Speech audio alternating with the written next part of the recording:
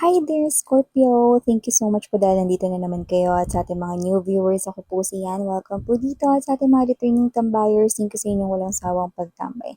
And yeah, of course, no, kung hindi nyo pa knows, wala po tayong gender dito. So, babae, lalaki, LGBT, lahat welcome. Pwede rin po i-switch yung mga roles dahil possible talaga magka-switch-switch dahil isa itong general reading.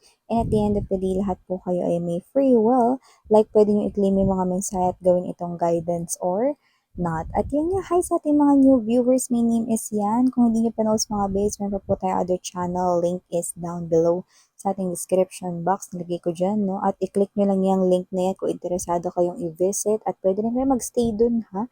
Sa ating other channel kung saan nag-upload din tayo araw-araw ng collective readings, no? Kahit anong zodiac sa inyo, pwede kayong makinig at manood doon. At kung may cross-watchers dito sa Scorpio, welcome ka rin. At kung may Scorpio placement sa kanilang natal or birth chart, welcome din po kayo. So just take only what resonates. So let us see. What do we have here for Scorpio? Thank you so much, Archangel Michael, together with the angel, guys. Can we get messages right here for Scorpio? What does Scorpio needs to know? Can you please show me Scorpio?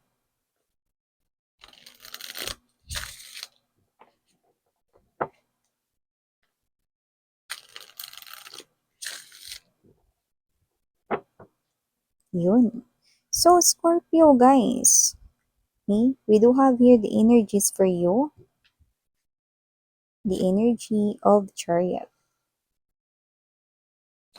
We also have here the Justice. Oh, Major Arcanas, dalawa, no? Ten of Swords. Three of Cups. Queen of Wands. Okay. Five of Wands. Bottom of the deck, Ace of Swords, Hermit, and the Queen of Coins. Okay. So, ang taray meron akong nakikita ritong ex ninyong kakausap kayo. Kakausapin kayo, like siya talaga yung gagawa ng paraan para makausap kayo. Pero may mga energy sa inyong hindi nyo siya titingnan. Like, pwedeng pakinggan nyo lang siya, pero hindi kayo titingin sa mukha niya habang nagsasalita siya. Eh, hindi dahil sa pangit siya, kundi ayaw nyo lang. Yan, no? Kung sino man tong energies of ex ninyo na lalapit sa inyo, no? Parang may energy kayo rito na parang after niyang magsalita rito, parang tapos na ba yan, no? So, you are being nice, no? And then, wala ka lang talagang sasabihin. Like, parang tanongin mo lang siya kung tapos na ba siya, yan, no? Then, yun lang talaga, no? Pero, alam mo, akala mo wala kang sinabi, pero parang natampal mo siya dun. Because of your silence, because you do not react to what your ex is about to tell you about an explanation from long time ago na naghiwalay kayo, no? You're not being bothered by this. But this is you, wala lang talaga miss yun. May gagawin pa kasi ko kaya tinanong ko siya or tatanungin mo siya kasi meron nga talaga kayong gagawin at parang mas nakikita mo yun na importante or merong schedule, may pressure sa deadline. So parang either wala talaga yung isipan ninyo sa kanyang sinasabi, okay? Kasi meron kayong mga iba pang mga importanteng gagawin, no? Pero binigyan niyo siya ng time, no, para mapakinggan. Pero yun nga mga babes, no, masusoplak niyo pa rin siya. Dati kasi nakita ko kayo nag-react dito na parang gusto niyo mag-explain siya about this thing that happened before, no? Pero kasi ngayon, wala wala na lang talaga sa iyo no? So, mas busy ka rito sa gagawin mo rito mga importanteng may deadline, kailangan mong i-prioritize na mga trabaho or negosyo. Yun talaga no? Yun yung ano nyo, yung energy nyo nandoon, no? So, kawawa naman yung ex nyo.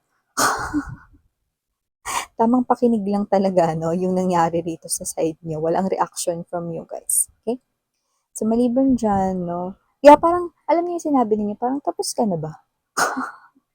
Ganong energy.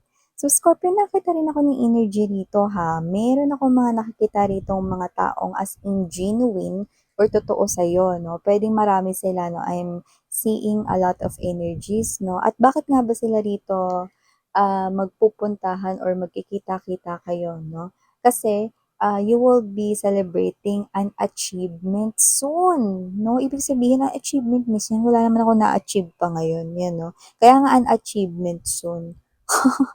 With the Justice card energy, no, itong achievement na to ay parating na. So, it will definitely happen to you guys. No, pwedeng yung iba, linggo lang ang pagitan dito. Pero pwedeng may kinalaman ito, no, sa balancing your finances. So, pwedeng meron ka ritong makuhang tagumpay sa pinansyal, mapatrabaho man yan papadaanin ni universe or mapanegosyo mo.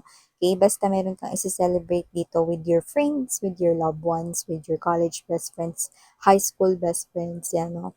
At yung family mo, pinsan mo na maka-close mo, no, yan, kamag-anak, family mo, yan, no. So, nakita ko dito na may mga magdadatingan, no, like, it's definitely your treat, pero yung iba, iti-treat ka pa nila, no. So, nakita ko rito na itong mga totoong tao talaga to sa iyo. Yan, no, yung mga makakasama mo dito sa pag-celebrate ng achievement mo. So, maliban dyan, Scorpio, nakakita rin ako ng energy rito, no, na meron ditong person na possible na nasa mind niya na yung pag-aasawa. Okay. At nakakaloka kasi dalawa yung nakuha ko dito. One, kung hindi pa ito nagre-reveal ng emotions and feelings sa'yo, possible na looking siya for mapapangasawa at ikaw yung kanya ritong gustong mapangasawa pero wala pang confession. So, nakita ko rito na itong person na to is someone na attractive yung kanyang itsura or may itsura siya ha? Or malakas yung appeal, alin man dun, no? So, pwedeng wala pang confession. At doon naman sa pangalawang scenario na nakukuha ko dito, pwedeng kayo na nitong tao na to, no? Pero this person here has marriage on his or her mind.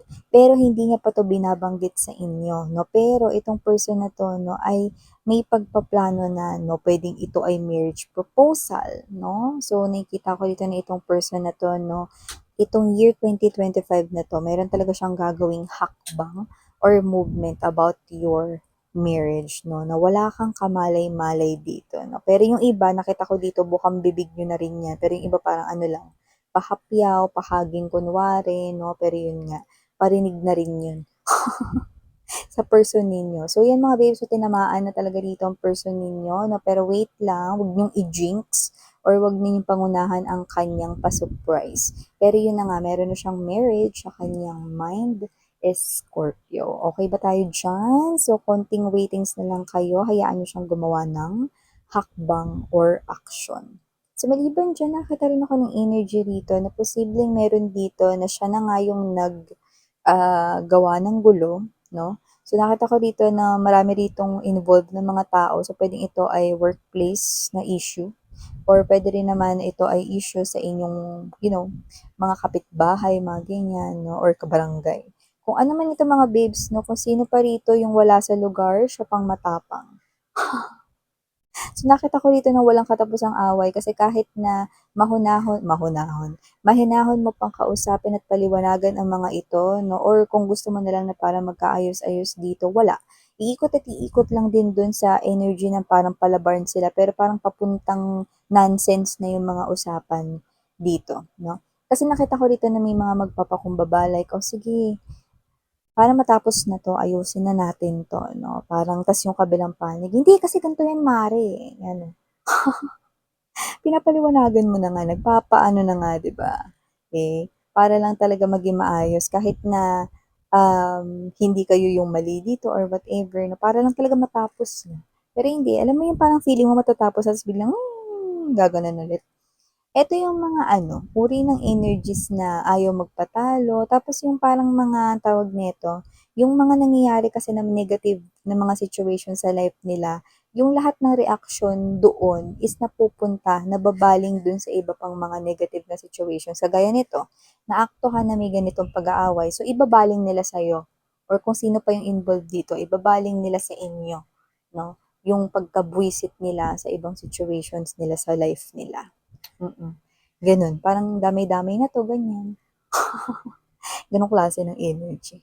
So, maliban diyan, Scorpio, nakita rin ako na energy rito mga babes, na posibleng yung matagal niyo nang hinahanap na bagay ay bigla na lang sumulpot diyan, no? So, hindi yan biglang sumulpot diyan mga babes, no? Yan ay talagang diyan mo nilagay, okay? Nawala lang sa isip mo yon.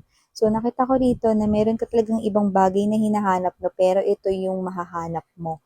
Yung matagal mo nang hinahanap, no. Gamit yan, no, na posibleng papakinabangan mo or hinahanap mo lang kasi itatago mo, ililipat mo ng bagong lalagyanan. Kasi parang naglilinis, ewan ko, nag-organize ba kayo rito ng gamit ninyo or bumili kayo ng bagong lalagyanan maganda, aesthetic. Nakita kasi natin parang aesthetic yung datingan, 'no? So, nakita ko dito yung gano'n. So, nakita ko dito yung iba puwedeng may sentimental value yun o yung iba gagamitin niyo talaga, 'yan, okey? It could be anything. And last but not the least message, nakita ko dito ng energy na posible ngayong summer merong mag-iba ng konting look. Possible na may magpakulay diyan ng hair, possible na may magpa-ribbon, magpa-relax kahit na hindi naman bare months at walang 13th month pay. Possible na may mag-iba lang sa looks niyo. Puwedeng kung wala kayong bangs, magpa-bangs kayo, Scorpio, o yung iba naman puwedeng long hair talaga kayo pero magpapa-short hair kayo this time. Basta meron kayong gagawin sa inyong, physical appearance 'no, na hindi naman as in buong physical appearance mo, binago mo 'no. Parang, may babaguhin ka lang diyan ng konti 'no. Sabihin natin 'pag nagpa-bangs ka may iba yung itsura mo, 'di ba? So, parang gano'n 'no, pero parang isa lang yung binago mo, bangs lang yung nilagay mo, pero parang nag-iba 'no, yung, itsura ng face mo puwedeng mas nag-glow or parang, "Ay, ikaw ba 'yan, be?" 'Yan 'no, may mga gano'n. Ibig sabihin makaka-receive kayo ng mga compliments dito sa new look ninyo. So, ito yung mga messages right here for you guys. Thank you so much again, and Yana on me. Sarang Hinga, Love in Light, Scorpio. Ano yan?